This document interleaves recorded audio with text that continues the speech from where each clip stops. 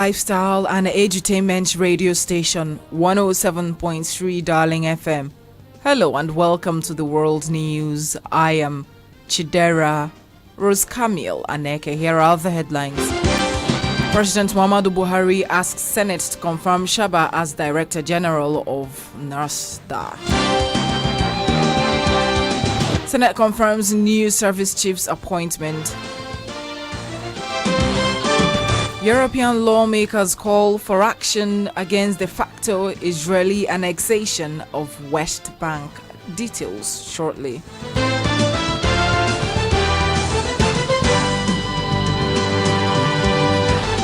President Muhammadu Buhari has asked the Senate to confirm the appointment of Halilu Ahmed as the new Director General of the National Space Research and Development Agency. Buhari, in the letter read on the floor of the House by the President of the Senate, Ahmad Lawan, urged the lawmakers to give it accelerated consideration. Halilu has been in acting capacity following the expiration of the two-term tenure of Professor Saidu Mohammed in June 2020.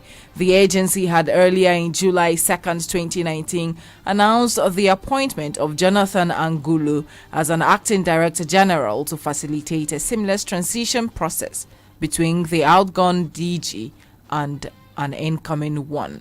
Meanwhile, President Muhammadu Buhari is presiding over a meeting of the National Security Council with the nation's new service chiefs. Also, Senate has confirmed the appointment of the new service chiefs with a charge by the Senate President Ahmed Lawan, so the new military helmsmen can take the battle to tackle bandits and kidnappers in their territories. The recommendation of their confirmation was approved following the consideration of the report of the Senate Committee on Defense, headed by Senator Aliyu Wamako. The Senate President, in his remarks, urged the new service chief to take the war to the bandits and insurgents and dislodge them in their strongholds. Ahead of the receipt of the first batch of the Oxford AstraZeneca vaccines through COVAX, the federal government is rolling out a special COVID-19 vaccination strategy. Launching the strategy, codenamed Teach, at an event in Abuja, the Minister of Health, Osagie Hanire, explained that it will help the government to track the vaccination process across the country. According to Hanire, the strategy also hopes to enable the government to have a rich electronic database of all eligible citizens for vaccination. In Nigeria, finally have the privilege of being able to join other countries in kickstarting the immunization program, which will prioritize. And that acronym translates as follows: T for traditional vaccination campaign approach, E for electronic self-registration by eligible Nigerians, A for assisted electronic registration for eligible Nigerians, C for concomitant vaccination alongside electronic registration, and H for house-to-house electronic registration. This is very well put together. And it is the launching of the Teach strategy for COVID-19 vaccination and electronic management of immunization data that we are here gathered to perform today as a very important activity to assure Nigerians of our readiness to roll out the COVID-19 vaccination campaign smoothly. I am delighted and privileged to be leading this event as Minister of Health. He explained that the vaccination with the safe and effective vaccine was a critical part of Nigeria's strategy to counter the COVID-19 pandemic and stop transmission of the virus. I assure you that the world is inching closer to gaining control of this pandemic, and with all the emphasis Nigeria, the Ministry of Health and NPACDA have placed on the various pillars of our overall response strategy, from community engagement and risk communication to improving COVID-19 case management, to maintaining routine and essential medical services, to providing more timely physical and eventually financial access to healthcare service during times of personal health emergency, so that we do not leave any Nigerian behind, and we do not suffer decline in other areas of healthcare. As we have been told, TEACH is a hybrid of our traditional vaccination campaign using the microplan and the electronic registration systems seen in advanced countries. The development of this hybrid is commendable, and I'm sure our immunization landscape will be much enhanced by the experience from this exercise.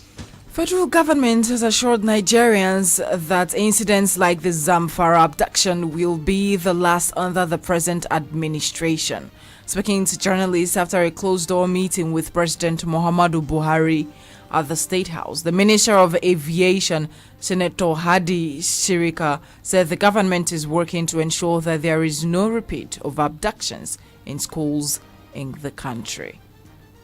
Government has put things in place to ensure safe schools in partnership with the subnationals, in partnership with the people that are localized in those environments, including intelligence gathering, information gathering, and then supply of equipment and weapons and so on and so forth, training and retraining of security personnel, etc. Everything possible, everything that is humanly possible by any government to put in place to ensure security of lives and property is being put together to ensure that this doesn't happen. And like I said, it's an ongoing thing, and government is committed to it and will continue to do so. But the important thing is government doing something? Yes, it is. Is government committed? Truly, it is committed. Don't forget, the present president could be a civilian president, but he's a true commander-in-chief, and he had been there before, and he's doing his best. And I am sure if you'll do justice to the government, you say it is doing much better than it was before.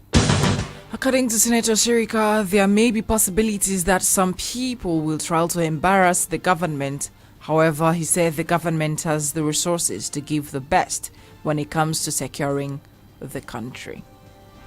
What Mr. President is doing in his government, the government of President Muhammadu Buhari, has done everything possible to ensure safe schools. It has recently rejigged the national security architecture, and it's an ongoing exercise. And everything that is made possible is possible to stop this. Government is putting it in place. And by the special grace of God, it should be the last this country will see. Yes, there may be possibility that some people will try to do it to embarrass government. But government has the resources to continue to give the best in terms of security in this country. And we think and we hope, by the special grace of God, that this will be the last that we'll see in this country. The minister, who had earlier led a federal government delegation on a commiserative visit to Zamfara, said President Buhari is saddened by the abduction of the students from Jangebe, adding that the government will use all the resources at its disposal to tackle the miscreants.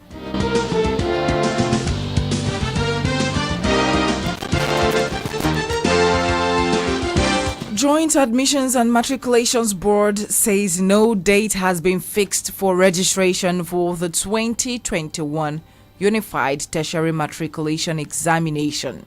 This was contained in a statement issued by the spokesperson for JAM, Fabian Benjamin. JAM advised the public to disregard the fake Twitter accounts that announced information on the registration date for the examination. Meanwhile, JAM said that all admissions in the nation's tertiary institutions for the 2020-2021 academic session will end by June 15th, 2021.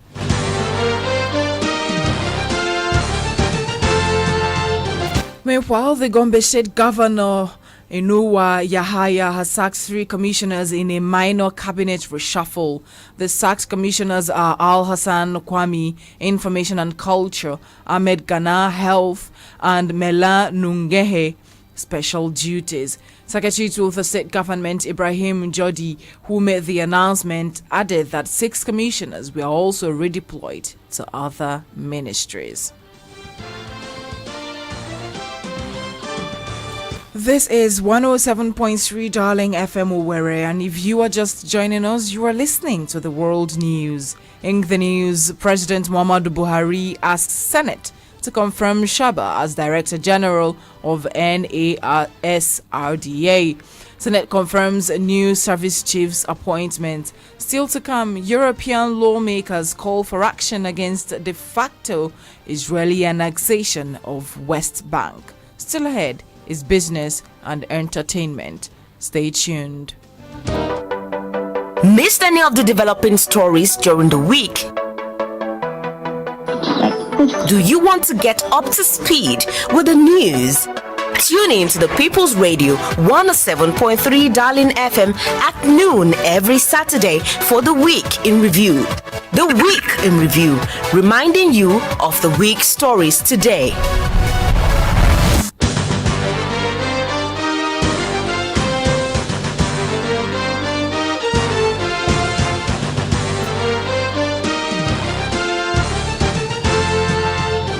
Welcome back to the World News on 107.3 Darling FM.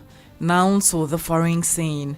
A number of 442 European lawmakers have signed a letter calling on European governments and leaders, as well as United States President Joe Biden, to take action against de facto Israeli annexation of the occupied West Bank. The letter, which includes the signatures of the lawmakers who represent 22 European countries, stated that the previous United States administration left the Israeli-Palestinian conflict farther away from peace than ever. Former United States President Donald Trump broke with much of the international consensus concerning the Israeli-Palestinian conflict, recognizing Jerusalem as Israel's undivided capital and moving the U.S. embassy to the occupied Palestinian city. In business, National Identity Management Commission has issued a disclaimer against National Identification Number Verification website online. NIMC warned the general public that the website, which claimed to verify numbers chosen to receive 5 gigabytes as part of a NIN verification reward program, was not associated with the commission. The commission noted that it was run by fraudsters and advised members of the public to protect their personal information, adding that the NIN enrollment is free.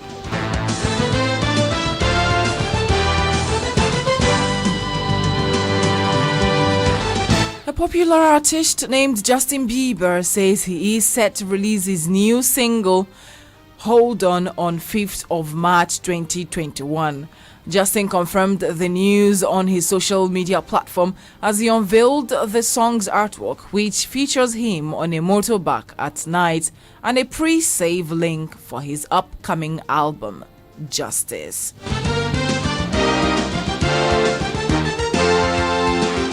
And that's the world news as produced by Uchoma Sophia Afolabi. You can reach our news desk for coverage and eyewitness report on 0818 732 5104 or send an email to darlingfmnews@gmail.com. You can also listen to us from anywhere in the world on www.darlingfm.ng and click to listen. I am Chidera, Rosecamille, Aneke. A news update is at 5 p.m. Good afternoon.